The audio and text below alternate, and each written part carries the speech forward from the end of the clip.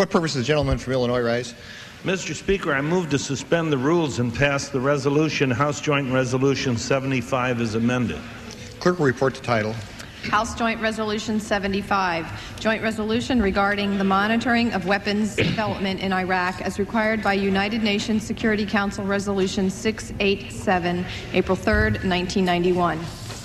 Pursuant to the rule, the gentleman from Illinois, Mr. Hyde, and the gentleman from California, Mr. Lanos, will each control 20 minutes. For what purpose does the gentleman from Texas rise? Mr. Speaker, I ask permission to have the time in opposition if neither gentleman is opposed to the bill. Is there objection? Mr. Speaker, I certainly don't object. I would ask unanimous consent to divide my 20 minutes with Mr. Lantos, so he would have 10, and I would have 10. Mr. Paul have 20. The chair would like to clarify, is the gentleman from California opposed to the bill? To the motion? I am not opposed to the resolution, Mr. Speaker. Objection. Under the rule, the gentleman from Texas will control the time in opposition. Now, the gentleman from Illinois has asked unanimous consent that his time in favor be equally divided. Is there objection? Without objection, so ordered. Chair recognizes the gentleman from Illinois. Thank you, Mr. Speaker. I'm pleased to call up House Joint Resolution 75, expressing our strong concern about Saddam Hussein's failure to comply with the weapons inspection requirements established by the United Nations at the end of the Persian Gulf War. This resolution was introduced December 4th by our former colleague on the International Relations Committee, Mr. Graham, and I was proud to join him as an original co-sponsor of the measure. I also want to express my appreciation for the strong support given to this resolution by our distinguished ranking Democratic member, Mr. Lantos, and also by the chairman and ranking Democratic member of our subcommittee on the Middle East and South Asia, Messrs. Gilman and Ackerman. The resolution draws attention to the growing threat to international peace and security posed by Saddam Hussein's refusal to comply with the terms of the ceasefire agreement ending the Persian Gulf War. Those terms were incorporated by the UN Security Council into Resolution 687 of 1991 and into subsequent resolutions addressing the situation in Iraq. Those terms required him to afford UN weapons inspectors unfettered access to sites in Iraq where weapons of mass destruction might be under development, as well as to other relevant locations and information in Iraq. From 1991 until 1998, Saddam Hussein went through the motions of complying with these inspection requirements while doing everything he could to prevent the weapons inspectors from discovering the truth about the history of his weapons programs. Since 1998, Saddam has stopped complying altogether. In other words, since 1998, Saddam's ability to reconstitute his nuclear weapons program, his biological weapons program, his chemical weapons program, and his long-range missile program has not been constrained by international inspectors. There's every reason to believe he has taken advantage of the absence of inspectors to revive these weapons programs. The events of September 11th demonstrate the severity of this threat, and indeed to all civilized countries as well as the United States. The terrorists who attacked our country September 11th wanted to kill as many Americans as possible.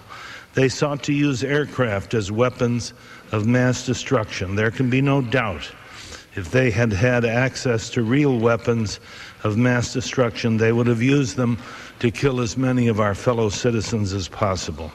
Saddam Hussein has a track record of developing such weapons and of using them not only against his enemies but against his own people. So he certainly would have no qualms about using them against us. Just 2 weeks ago, our committee received testimony from two of our nation's leading experts on biological weapons. These experts, Dr. Richard Spurzel and Dr. Ken Allebeck, agreed that there was most likely state involvement in the anthrax attacks that our nation has experienced. and the most likely state to have been involved was Iraq. So we're confronting a very serious threat, something that's literally a matter of life and death, and this resolution expresses our very strong desire to see something done about it.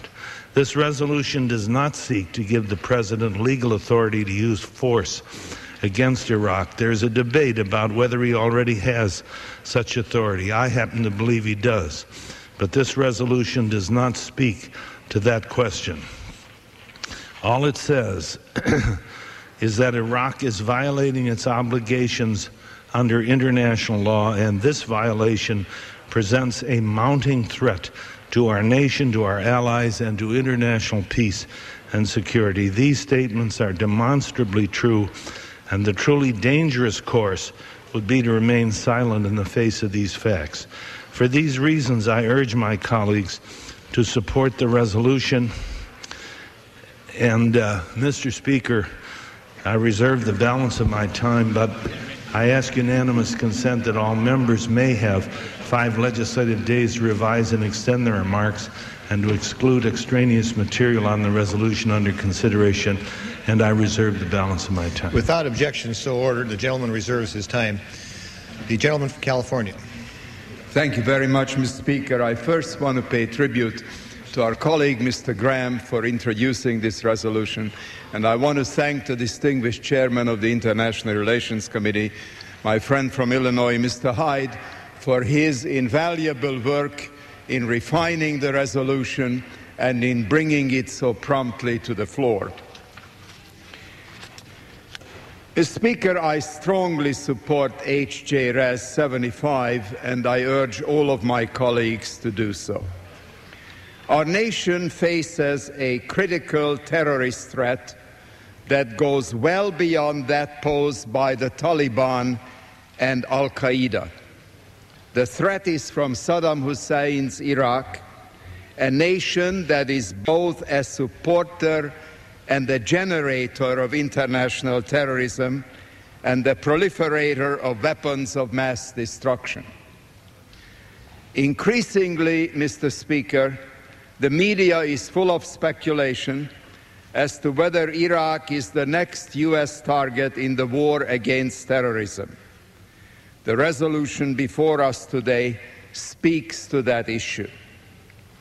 Iraq has had more than a decade to comply with United Nations resolutions requiring it to end its weapons of mass destruction programs. Rather than comply, it has made a fool of the international community. A vote for this resolution, Mr. Speaker, tells Saddam Hussein this: you must comply with the terms of your surrender once and for all and soon, or you will face the consequences. In the past half-century, no government has so consistently and flagrantly flouted the will of the international community as has Saddam Hussein's Iraq. No national leader has so regularly demonstrated that he is a threat to the lives of his citizens and his neighbors. Without provocation, Saddam Hussein attacked Iran in 1980, swallowed up all of Kuwait in 1990. The first time, Mr. Speaker, since Hitler that one nation tried to wipe another off the map. He rained missiles on Saudi Arabia and Israel in 1991. He is the only current national leader to have employed weapons of mass destruction, using chemical weapons to attack Iran during the Iran-Iraq War and to murder some 5,000 Kurdish citizens of Iraq itself. United Nations Security Council Resolution 687, the ceasefire resolution that ended the Gulf War in 1991, required Saddam Hussein to transfer his weapons of mass destruction and all related capabilities to the United Nations Special Commission on Iraq, widely known as UNSCOM, and to the International Atomic Energy Agency for purposes of destruction. This was to have been done by the middle of 1991, Mr. Speaker. Now, more than a decade later, Saddam Hussein continues to defy contemptuously the requirements of the international community. During the past 10 years, Saddam first obstructed and lied to the inspectors. Then he effectively expelled them, and now he will not let them return.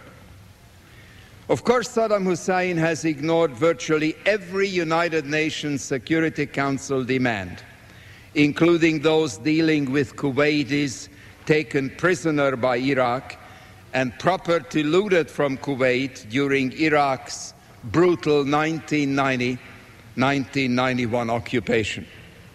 Meanwhile, the state-controlled Iraqi media continue to threaten Kuwait with another invasion.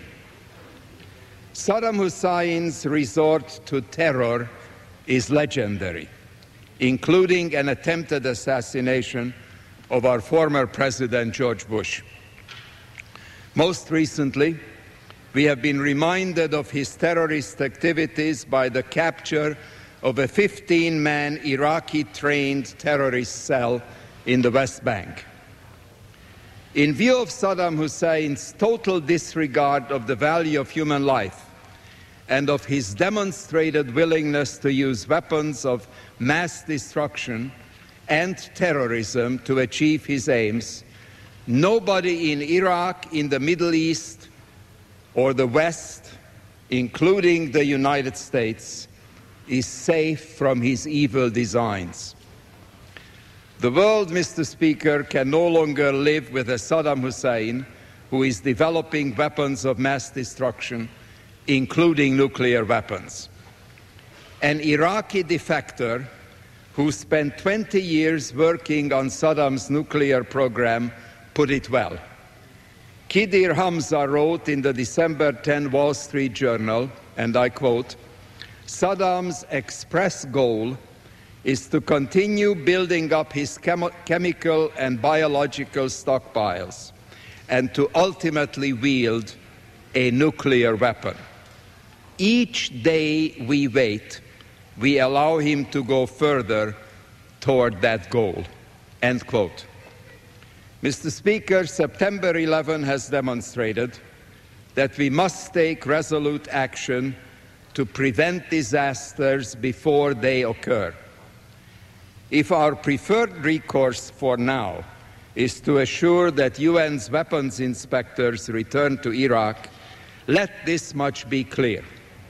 The only acceptable inspection regime is one that assures, in the words of the UN Security Council Resolution 707, immediate, unconditional, and unrestricted access to all weapons of mass destruction facilities and documents. I repeat, Mr. Speaker, Saddam Hussein must provide immediate, unconditional, and unrestricted access to all facilities where weapons of mass destruction may be hidden or produced, and to all documents relating to these programs. An inspection regime that enhances Saddam's legitimacy while allowing him secretively to continue his weapons of mass destruction programs is totally unacceptable. The resolution before us today says, in effect, that Saddam Hussein has one last chance to do what he was obligated to do over a decade ago. I believe, Mr. Speaker, Saddam Hussein poses an imminent danger to our nation, to our friends and to our allies. And there is little time to lose before we will have no choice but to take much stronger measures. I urge all of my colleagues to join me in supporting H.J.Res 75, and I reserve the balance of my time. Gentleman reserves his time.